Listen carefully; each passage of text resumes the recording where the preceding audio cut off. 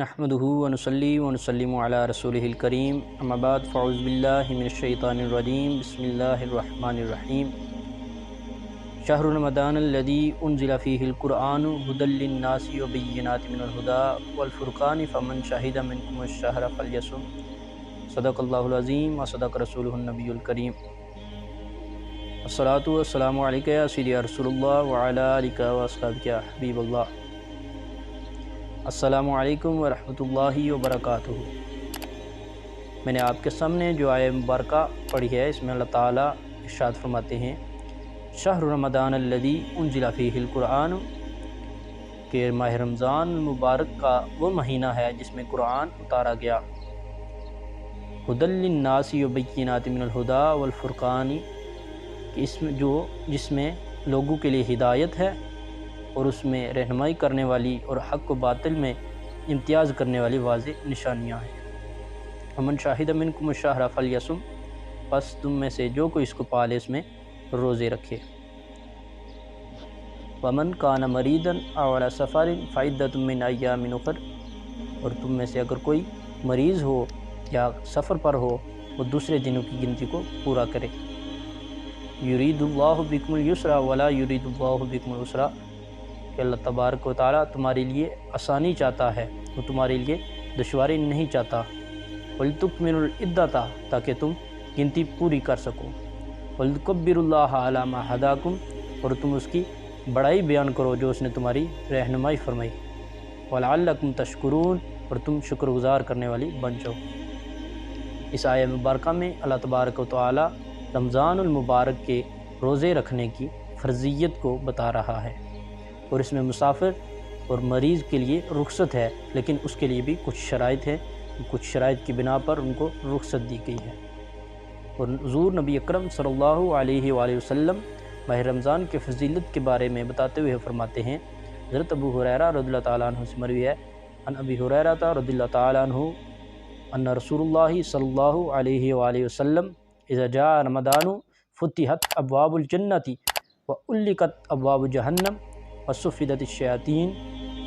حضرت ابو ہریرہ رضی اللہ تعالیٰ عنہ سے مروی ہے کہ حضور نبی اکرم صلی اللہ علیہ وآلہ وسلم نے ارشاد فرمایا کہ جب ماہ رمضان المبارک کا مقدس ماہ آتا ہے تو اللہ تعالیٰ جنت کے دروازے کھول دیتا ہے اور جہنم کے دروازے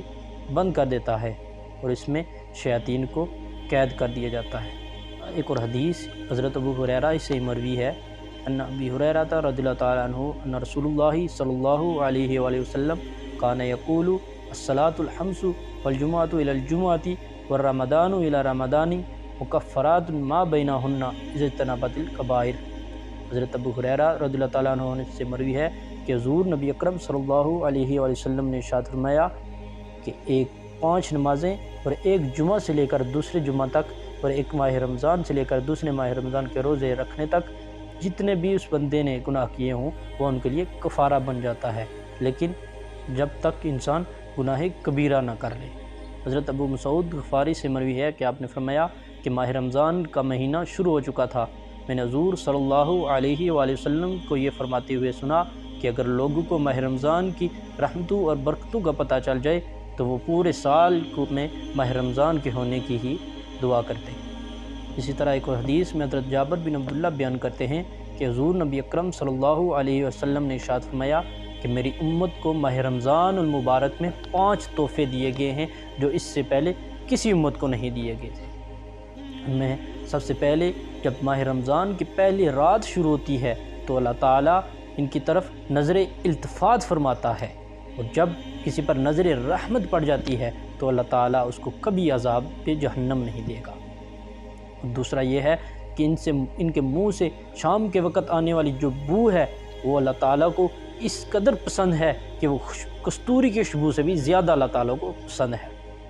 اور تیسری یہ ہے کہ فرشتے ہر دن اور ہر رات ان کی مغفرت کے لیے دعا فرماتے رہتے ہیں۔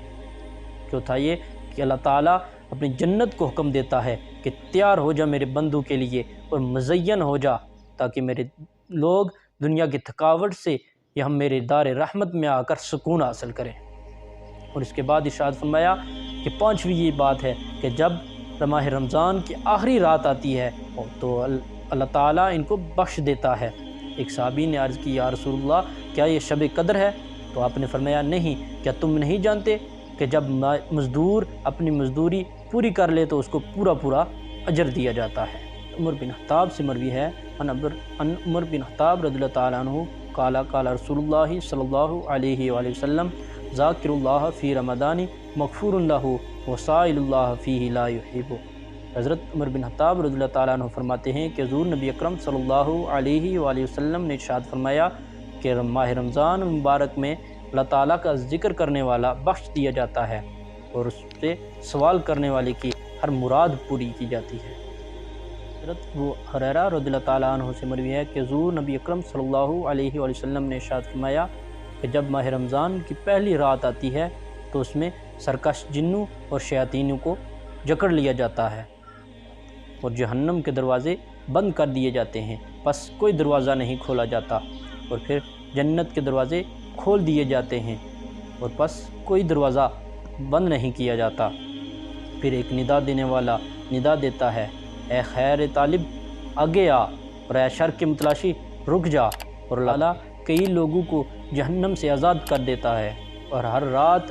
ماہ رمضان کے ہر رات میں ایسا ہی ہوتا رہتا ہے۔ اور اللہ تعالیٰ سے دعا ہے کہ اللہ تعالیٰ ماہ رمضان